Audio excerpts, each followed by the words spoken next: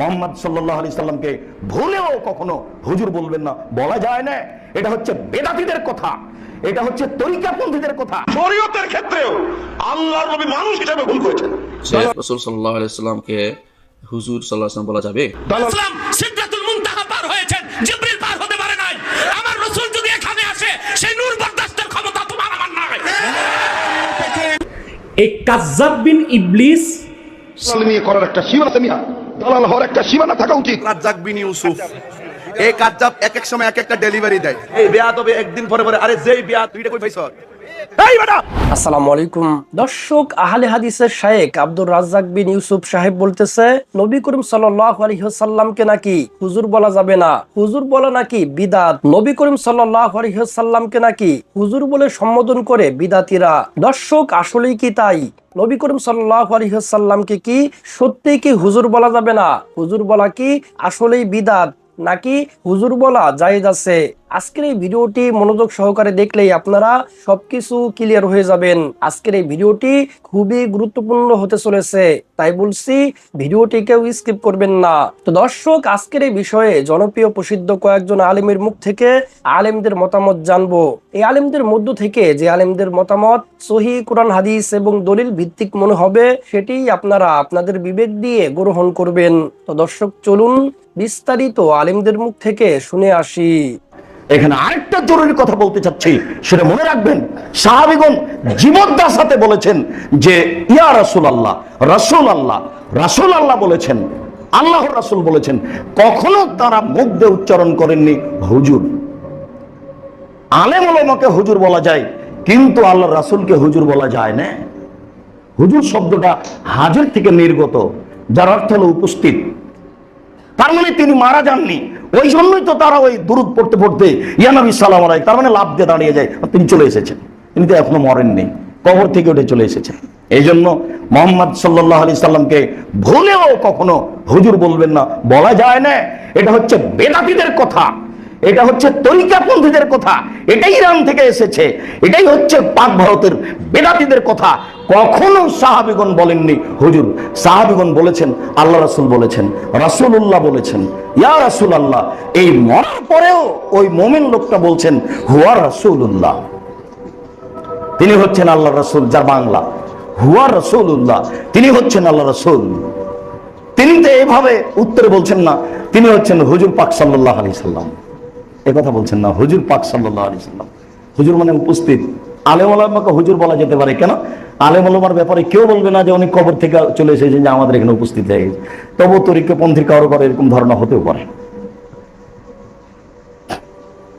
এরপরে ওই এই দেশের মাটিতে কোরআন মাজিদকে আমি দেখিয়েছি, দেখো কোরআন মাজিদের গায়ে যদি মিথ্যা দোয়া লিখতে পারে, তাহলে সে দেশের মাটিতে মিথ্যা ধর্ম আছে। এক পৃষ্ঠা দোয়া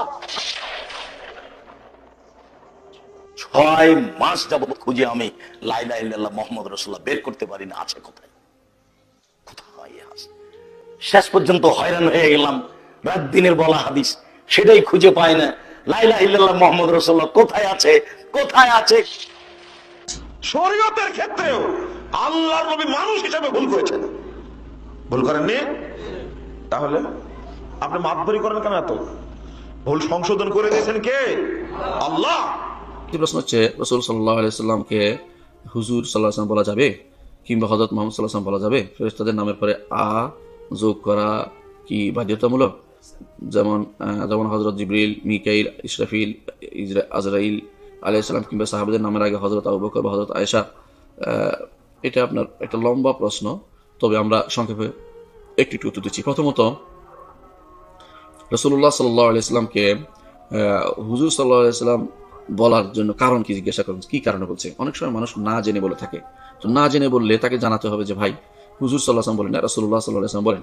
রাসূলুল্লাহ সাল্লাল্লাহু আলাইহি ওয়াসাল্লাম কেন বলেন? হুজুর সাল্লাল্লাহু আলাইহি ওয়াসাল্লাম এই শব্দটি আমাদের সাহাবারা কখনো বলেননি, তাবেঈনরা বলেননি, ইমামরা বলেননি। এই জাতীয় শব্দ আসলে আমাদের এই সালফে সালিহিন বলেননি, এবং এটা বলার মধ্যে আমাদের কোনো উপকারিতা নেই।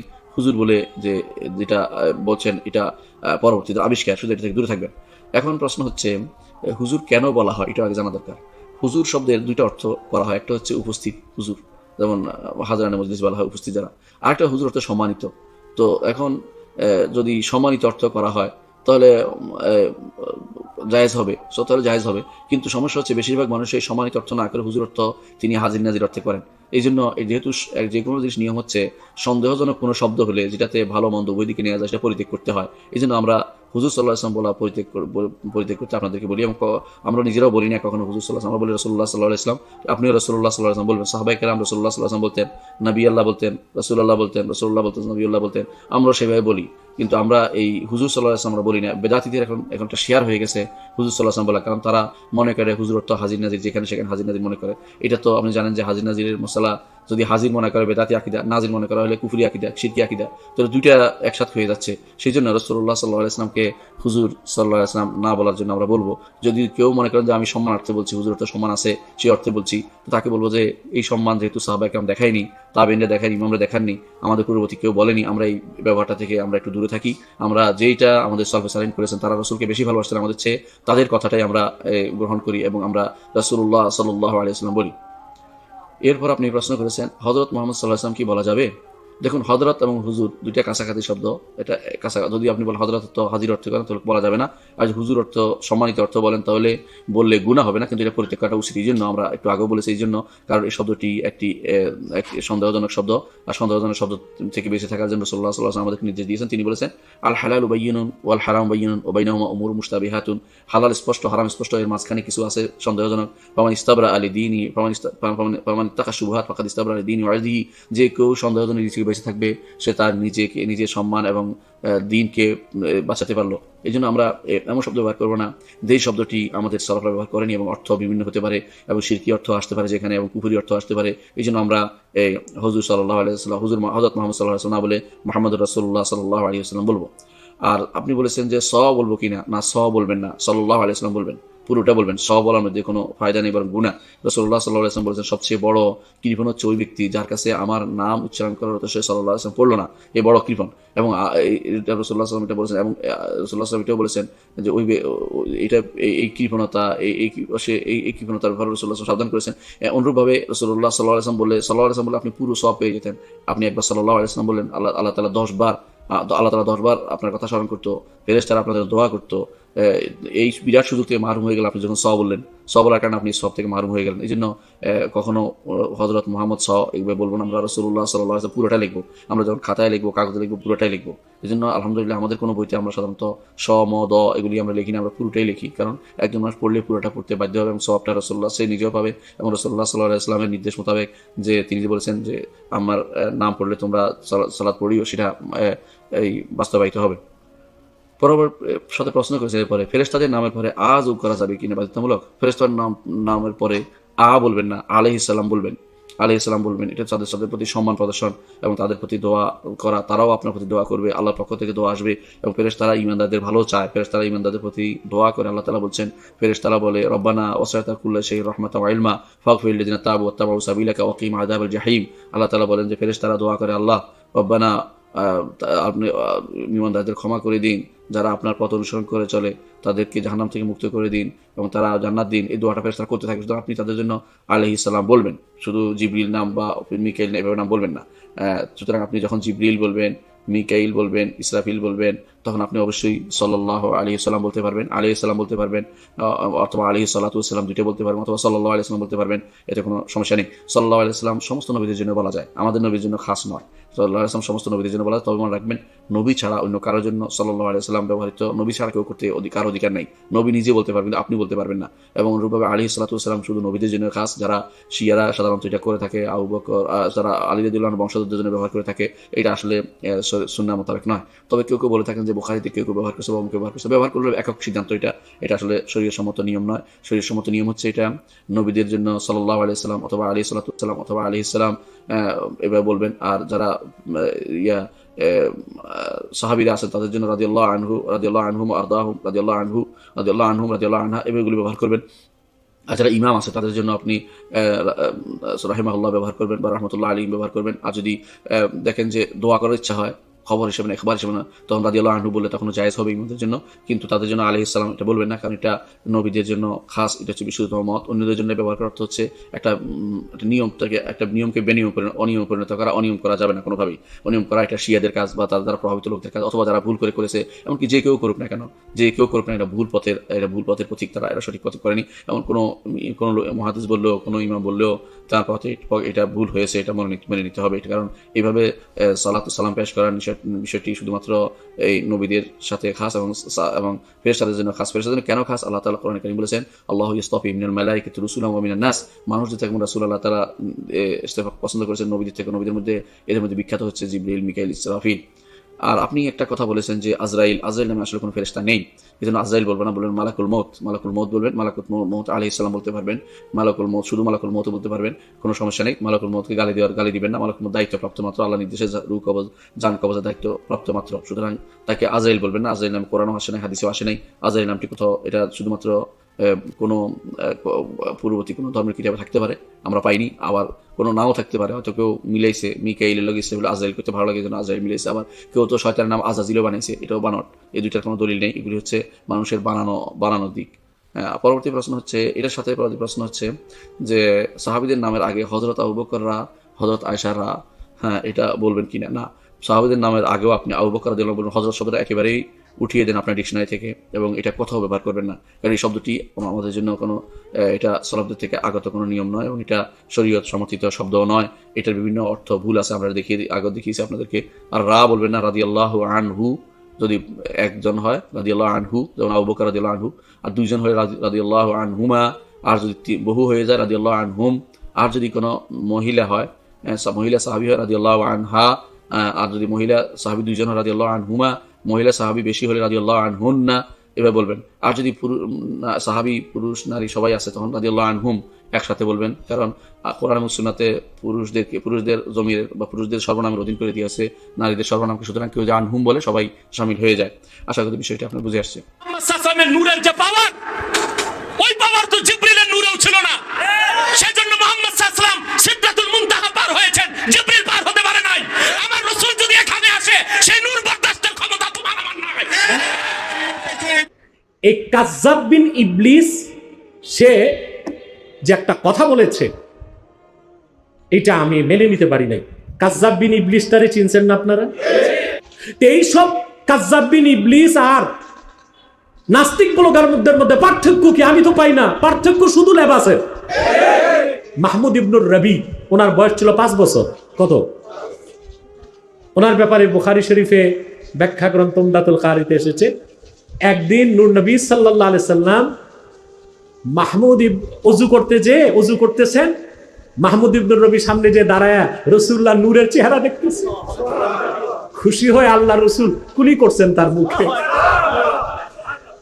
খুশিতে বাকবাকুম করতে করতে মাহমুদ বাড়ি গেছে। রাবি বলেন 80 বছরের বেশি বয়স পেয়েছেন মাহমুদ ইবনুর রবি, তার সারা দেহে বার্ধক্য এসেছে, চেহারাটা বালকের মতোই ছিল। রাসূলুল্লাহ কুলি মুবারকেরই বরকত ছিল। কয়দিন আগে শুনলাম কাজ্জাব বিন ইবলিস, আমি এই কুত্তাটার নাম নিতে চাই না, কারণ এটা মুসলমান না। এই কাজ্জাব বিন ইবলিস, সে যে একটা কথা বলেছে, এটা আমি মেনে নিতে পারি নাই। এই কথার পর তার প্রতি আমার এত ঘৃণা আসছে, আমি কাছে পেলে আমার জুতা তারে ক্ষমা করবে না। কাজ্জাব বিন ইবলিস তারে চিনছেন না আপনারা?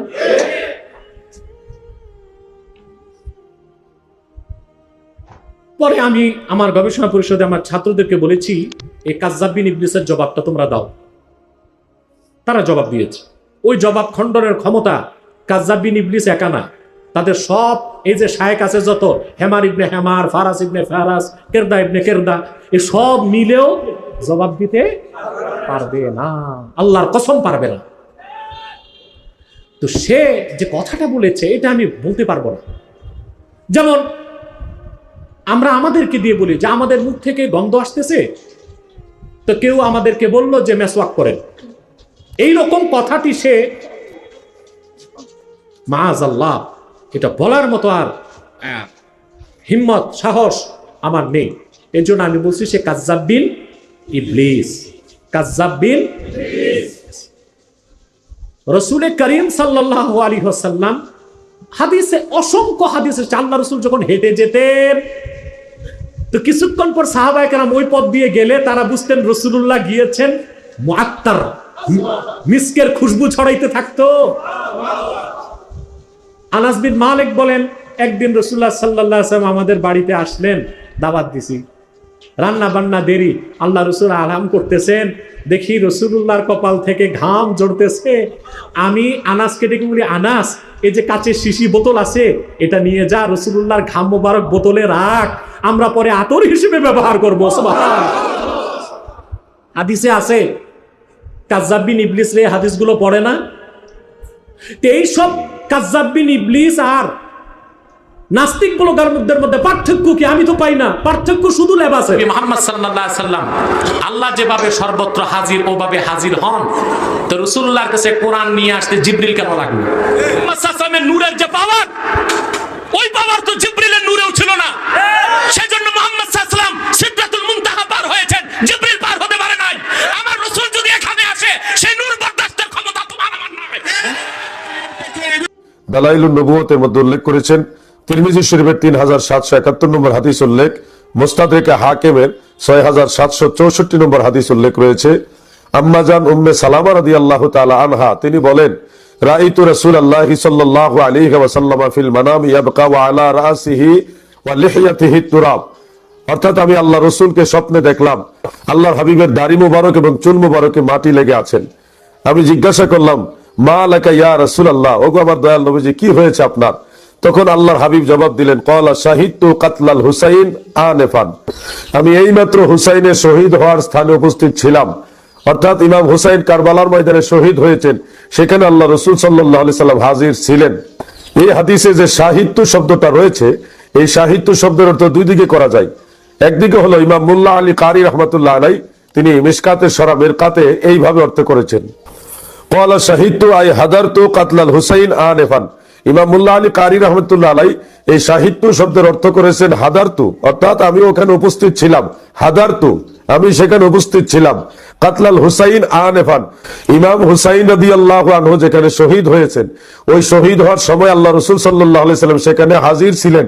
এই কথাটা ইমাম মুল্লা আলী কারি অর্থ করেছেন। আর দ্বিতীয় কথাটা হলো, সাহিত্য শব্দের অর্থ যদি চাক্ষুষ দেখা হয়, মদিনাতুল মুনাওয়ারা থেকে আল্লাহ রাসূল নিজে দেখেছেন এটা হয়, তাহলে পবিত্র কোরআনের ওই আয়াত ইন্না আরসালনাকা শাহিদা, নিশ্চয়ই আমি আপনাকে চাক্ষুষ দর্শনকারী বা প্রত্যক্ষদর্শী হিসেবে প্রেরণ করেছি। কোরআনের এই আয়াত থেকে আমরা বিষয়টা আরো ক্লিয়ার ভাবে বুঝতে পারি, আল্লাহর নবী আল্লাহর দেওয়া ক্ষমতায় সবকিছু দেখেন। কারণ শাহিদান মানে আল্লাহর নবী প্রত্যক্ষদর্শী, সবকিছু দেখেন, এটা ইমকানুল ওজুদ হিসেবে আল্লাহ প্রদত্ত ক্ষমতায় দেখেন। আর উম্মতের সাক্ষী বা দুনিয়ার সাক্ষী হিসেবে নবীজিকে পাঠানো হয়েছে, এটা নবীজির অন্যতম একটা কাজ। ওই অনুযায়ী হাসরের ময়দানে আল্লাহ রাসূল সাল্লাল্লাহু আলাইহি সাল্লাম হাজির এবং নাজির হিসেবে সাক্ষী দিবেন। এখানে উল্লেখ্য যে আল্লাহ রাসূল সাল্লাল্লাহু আলাইহি সাল্লাম সশরীরে সদা সর্বদা সর্বত্র হাজির, এই ধরনের কথা কোনো সুন্নি আলিম বলে না। বরং আল্লাহর নবী আল্লাহ প্রদত্ত ক্ষমতায় সদা সর্বদা যেখানে খুশি ওইখানেই জিসমানি ভাবে অথবা রুহানি ভাবে হাজির হতে পারেন, এটাই সুন্নি আলেমরা বলে। অতএব আল্লাহ রাসূল সাল্লাল্লাহু আলাইহি ওয়াসাল্লাম আল্লাহ প্রদত্ত ক্ষমতায় সদা সর্বদা যেখানে খুশি ওইখানেই হাজির হইতে পারেন, সেটা জিসমানি ভাবে হোক রুহানি ভাবে হোক, দুই ভাবে আল্লাহ রাসূল সাল্লাল্লাহু আলাইহি সাল্লামের ক্ষমতা রয়েছে। তাই আইনুল হুদা নামক এই বেহুদা লোকটাকে বলতে চাই, যত কথাই বলেন, যত দিকেই যান, আল্লাহর নবীর হাজির এবং নাজিরের বিরুদ্ধে একটা দলিল দেওয়ার ক্ষমতা আপনার হয়নি, ইনশাআল্লাহ হবেও না। যদি পারেন দলিলের জবাব দলিল দিয়ে দেন, গালাগালি দিয়ে নয়। গালাগালি কোন ফ্যামিলির লোকে করে, কোন জায়গার মানুষগুলি করে, সেটা আপনি বলেছেন। পারলে দলিলের জবাব দলিল দিয়ে দেন, আর না হয় খামোশ হয়ে যান। আল্লাহর হাবিবের বিরুদ্ধে অবস্থান করবেন না। আপনি আলাউদ্দিন জিহাদির বিরুদ্ধে কথা বলছেন না, আপনি আল্লাহ রসুলের শানমানের বিরুদ্ধে কথা বলছেন। পৃথিবীর সমস্ত আউলিয়া কেরাম এই বিষয়টাকে মেনে নিয়েছেন, যেটাকে আপনি ডিনাই করতে চাচ্ছেন। আল্লাহ পাক আপনাকে সহ আমাদের সবাইকে মদিনাওয়ালার শান মান মহান মর্যাদা মেনে নেওয়ার তৌফিক দান করুক। এই বেহুদা লোকটাকে বলতে চাই, যত কথাই বলেন, যত দিকেই যান, আল্লাহর নবীর হাজির এবং নাজিরের বিরুদ্ধে একটা দলিল দেওয়ার ক্ষমতা আপনার হয়নি।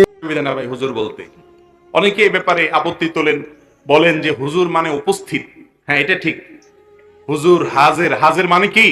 উপস্থিত। কোন ব্যক্তি হয়তো এখানে নাই, উনি বাজারে আছেন, তারপরও বললেন যে হুজুর বাজারে আছে। তো হুজুর মানে যদি উপস্থিত হয়, ওই ভদ্রলোক তো এখানে নাই, উনি তো আছেন বাজারে, তাহলে তার হুজুর বললেন যে, এই যুক্তি দিয়ে অনেকে বলে হুজুর বলা ঠিক না। দেখেন, হুজুর শব্দের অর্থ বা হুজুর শব্দের মূল ধাতুর অর্থ যে উপস্থিত, এটা আপনারা কয়জন মানুষ জানতেন? আপনারা সবাই হুজুর বলে কি বুঝান? মানে একজন আলেম মানুষ, একজন কোরআন হাদিসের ইলমধারী মানুষ, একজন ইসলাম প্র্যাকটিস করেন এবং কোরআন হাদিসে চলার চেষ্টা করেন এমন একজন মানুষ, ঠিক না ঠিক? আর ইন্নামাল আমালু বিন্নিয়াত, কোন শব্দ দিয়ে মানুষ কি বুঝায় সেটাই উদ্দেশ্য। আল ইবরাতু বিল মাআনি, শব্দের অর্থ কি আপনি নিচ্ছেন সেটাই হলো মূল। বিধায় হুজুর বলতে আমরা সাধারণত জনাব, সম্মানিত, এরকম কোন অর্থে আমরা হুজুর শব্দ বলে থাকি, আলেমন আমাদের জন্য বলে থাকি, কোনো অসুবিধা নেই। এটার ওই অর্থ নিয়ে কেউ বলে না। সারা বাংলাদেশে একজন মানুষও পাওয়া যাবে না যে মানুষটা এই নিয়তে বলে যে আমার মসজিদের ইমাম সাহেব, উনি যদিও আরেক জেলায় চলে গেছেন, আর গ্রামের বাড়ি চলে গেছেন ছুটিতে, তারপরেও উনি এখানে উপস্থিত আছেন, এরকম কেউ মনে করে? তাহলে অনুপস্থিত ব্যক্তিকে হুজুর বললে শিরক হয়ে যাবে, ঈমান নষ্ট হয়ে যাবে, এটা কোনো সঠিক কথা নয়। আহলে হাদিসের গডফাদার, আহলে হাদিসের যিনি মুখপাত্র এখন বর্তমানে আব্দুর রাজ্জাক বিন ইউসুফ, উনি আমার নবীর ব্যাপারে বলতেছে কথা। পরশুদিন ভিডিওটা দেখছি, এটার জবাবটা আমি হয়তো ইউটিউবে তারা কেটে ছাড়তে পারে, আর না হয় আমি পার্সোনালি প্রশাসনিক সহায়তায় হলেও ওনার কাছে আমার বার্তা পৌঁছাবো ইনশাআল্লাহ। ওনাকে অতি শীঘ্রই একটা বাহাসের আওতায় আনতে হবে প্রশাসনিক মাধ্যমে, হয়তো আমাকে বুঝাইয়া দলে নিবে, না হলে তারা বুঝে আমাদের দলে আসবে। আমি পূর্বে দেখে আসছি সুন্নি জামাত যে কথাগুলো বলছে, আপনারা সারা জীবন বলছেন নবী মরা নবী, আমরা সুন্নিরা যখন জিন্দা নবীর সপক্ষে দলিল দিয়েছি, এখন আপনারা নবীকে জিন্দা নবী মানতেছেন। এখন শুধু আহলে হাদিস নামের একটা মন গড়া দল বেরিয়েছে, শুধু এরাই নবীকে মরা নবী বলে নাকি। রওজা মুবারকে মরা, তো যেই লোকটা তার নাম হলো আব্দুর রাজ্জাক বিন ইউসুফ, এই কাজ্জাব এক এক সময় এক একটা ডেলিভারি দেয়। কথা কোন ঠিক না বেটি? এই বেয়াদবে একদিন পরে পরে, আরে যেই বেয়াদব, তুই কেমন উম্মত হইছিস, আমার নবীর জাত আর সিফত তোর সিনার মধ্যে ধারণ করতে পারোস নাই, তুই আসস শুধুমাত্র নামাজের মধ্যে ইয়ান হাত বান্ধ লাগবো, ইয়ান হাত বান্ধ দিব, এটা করতে হবে, এটা করতে ফাও সরাই হার হইতে বাবা আর করে দিয়া, তুই এটা কই ভাইছ? এই বেটা, এগুলোই দাজ্জাল। কইছেন যে কিয়ামতের আগে এমন এক সময় আইবো, এরা এমন কথা কইবে যেটা তোমরা শুনছো না, তোমার বাপ দাদা শুনছে না, বানাই বানাই কিবা দাজ্জাল না কাজ যাব না, এরা দাজ্জাল কাজ যাব। কথা বলেন ঠিক না বেটি? এটা হইলো সেমি দাজ্জাল, হিডা এবারে কিডা দিছেন কি দাজ্জাল। আচ্ছা, যেই উম্মত নবীরে কই মরা, রওজা মুবারকে নাকি মরা অবস্থায় পড়ে রইছে, তো যেই উম্মত নবীর ব্যাপারে এই ধারণা, তার মুখের কথা যতই মিষ্টি হোক না কেন, তারে কি বড় হুজুর কোন চাইবো? তার পিছে কি নামাজ পড়ন যাইব? তার ফুতের কাছে কি মায়া বিয়া দন যাইব? তার সঙ্গে কি আত্মীয়তা করণ যাইব? তার কবরে ফারে কি খারণ যাইব? তার কি জানাজা ভরণ যাইব? তার সাথে কি আত্মীয়তা করণ যাইব? তার কি সালাম দিতে যাওয়া যাইব? ওয়ালা তাকুম আলা কবরিহি, তার কবরের পারও যাওয়া যাবে না। হাত তুলে বলুন ঠিক কি না বলেন? তাকবীর, আল্লাহু আকবার, নারে রিসালাত, ইয়া রাসূলুল্লাহ, নবী আলীর দুশমনেরা হুশিয়ার, বিদ্রোহীদের মেরাজুন নবী, মাথাটা পুরো এলোমেলো হয়ে যায়। আরে তাহিরিরে বন্ড কস না, আমার তো গায়ে লাগে না। তাহিরিরে মাজার পূজারি ক, আমার গায়ে লাগে না। আমার কথা, তুমি যদি আহলে হাদিসকে মহব্বত করো, তুমি যদি লামাজাকে মহব্বত করো, তুমি যদি সালাফিকে মহব্বত করো, তো তুমি যাকে অনুসরণ করো, অনুকরণ করো, যাকে তুমি সেলিব্রিটি বলতেছো, মোটিভেশনাল স্পিকার বলতেছো, যার কথা খুব সুন্দর, হ্যাঁ কুট্টি ভাষায় কথা বলে, ঢাকায়া ভাষায় কথা কয়, এগুলো শূন্য যারা পাগল হয়ে গেছো, ওই লোকটা যদি আমার নবীরে কয় মরা অবস্থায়, দলিলে কেতরি থাকার পরেও, হাদিসে মুতাওয়াতির থাকার পরেও, সহিহ হাদিস থাকার পরেও আমার নবী যে রওজা মুবারকে জিন্দা, শুধু নবী না সকল নবীগণ জিন্দা, এটা থাকার পরেও যারা শুধু নবী কেন, আরে আউলিয়া কেরাম তো জিন্দা, সাহাবায়ে কেরাম তো জিন্দা, আরে শহীদগণ জিন্দা, তো যেই লোকটা আমার নবীরে কয় মরা, আপনারা যে কন যে আমরা বিরুদ্ধে কেন বলি, আপনারা তো গভীরে ঢুকেন না। আমরা কুরআন হাদিস পড়ছি, আমরা জানি, আপনারা তার ভুল ধরতে পারবেন না। আপনারা হলেন ভাবের পাগল। কিসের পাগল? আমরা তো দলিল জানি, আপনা করে বুঝাইতে পারবে ভাষা দিয়া দিয়া ঘরের কোনাত বইয়া শুরু শুরু ভিডিও বানায়া, কিন্তু আমরা পারবে না, কারণ আমরা দলিল জানি। বসায়া দেন, দেখেন এত বাহাসের আহ্বান করি, কেউ কিন্তু আমাদের সামনে আসে না, এমন প্রকাশ্যে ওয়াজও করে না। এর একটা বিনদেশীদের এজেন্ডা বাস্তবায়ন করতে মাঠে নামছে। আমরা তো কষ্ট করে নামাজি বানাই, মসজিদ নেই, আর তারা এসে ওয়াজ করে বুকুর উপরে হাত বান্ধন লাগবো, একটু পরে পরে আচ্ছাইরা দন লাগবো, পাউডি ছড়ায় হারি দিব 20 টাকা 8 টাকা তারাবি ভর্তিব বেতের 1 টাকা ভর্তিব আর এমনি নামাজও নাই মানুষ যাই নামাজে ঢুকলো এখন দেখতেছে ইহুদিরা বাহিরে কাম হইতাছে না এখন মসজিদের ভিতরে গজব বহাই দিছে টেলিভিশনে মৌলবী ইউটিউব মৌলবী আমার নবীর যখন কয় মরা আপনি তার যাই থাকুক না কেন তার যত ধরনের গুণ থাকুক আমার নবীর এই জাত এবং সিফতকে অস্বীকার করার কারণে সে বেঈমান তাকে অনুসরণ করা যাবে এটা পরিষ্কার কথা আপনারা রাগ করেন শিক্ষিত সমাজ দেখলাম এদিকে একটু ডাইভার্ট আপনারা বাংলা পড়ছেন আমি জানি আপনারা বাংলা কোরআন তরজমা খুব ভালো বুঝেন ভালো বুঝলো এই যে একটা কথা বললো নবীর রওজা মুবারক বলা যাবে না হাদিস শরীফের মধ্যে আছে মানুষকে যখন কবরে দেওয়া হয় তখন সে যদি ইমানদার হয় তারটা হয়ে যায় রওজা আর যখন জান্নাতের বাগানের মধ্যে একটি বাগান আর যখন সে বদকার হয় তখন এটা হয়ে যায় জাহান্নামীদের গর্তের মতন একটা গর্ত তো যেখানে ইমানদার হলে তার কবরটাকে হয়ে যায় রওজায় পরিণত বাগানে পরিণত হয়ে যায় আমার নবী যেখানে শুয়ে আছেন এটাকে তার কবর ধারণা করতে হবে এই যে একটা ধারণা এই ভ্রান্ত ধারণা থেকে উম্মতকে পরিত্রাণ দিতে গেলে আমাদের মতন লোক এবং যারা এখানে যারা উলামা একরাম আছেন তারা যদি রুখে না দাঁড়ায় তাহলে তো আমার সমাজের মানুষ গুমরা হয়ে যাবে কথা বলেন ঠিক না বেঠিক তো সম্মানিত দর্শক শ্রোতা আশা করি সম্পূর্ণ ভিডিওটি দেখেছেন এবং আলেমেরা কি বলেছে আপনারা বুঝতে পেরেছেন দর্শক এই সমস্ত শায়েকেরা চোখে বিদাতির চশমা পরে কোরআন হাদিস পড়ে তারা চোখ দিয়ে যাই দেখে তাই তাদের কাছে বিদাত মনে হয় এই আহলে হাদিসের শায়েকেরা ইসলামের মধ্যে ফাটল সৃষ্টি করছে ইসলাম নিয়ে মানুষের মধ্যে বিভ্রান্ত সৃষ্টি করছে এই আহলে হাদিসের শায়েকেরা এদের থেকে আপনারা সব সময় দূরে থাকবেন তা না হলে এরা আপনাদের ঈমানকে নষ্ট করে দিবে আল্লাহ সুবহানাহু ওয়া তাআলা যেন এই সমস্ত শায়েকদের থেকে আমাদের সকলকে হেফাজত করেন আমিন আমিন তো দর্শক আজকের এই ভিডিওটি এ পর্যন্তই আজকের এই ভিডিও নিয়ে আপনাদের মন্তব্য কি আপনাদের মূল্যবান মন্তব্য অবশ্যই কমেন্ট সেকশনে জানিয়ে দিবেন তো আজকের এই ভিডিওটি ভালো লাগলে লাইক এবং শেয়ার করে দিন আর হ্যাঁ নিত্য নতুন ইসলামিক ভিডিও পেতে চ্যানেলটি সাবস্ক্রাইব করতে ভুলবেন না দেখা হবে নতুন ভিডিওতে ততক্ষণ ভালো থাকুন সুস্থ থাকুন আসসালামু আলাইকুম ওয়া রাহমাতুল্লাহ।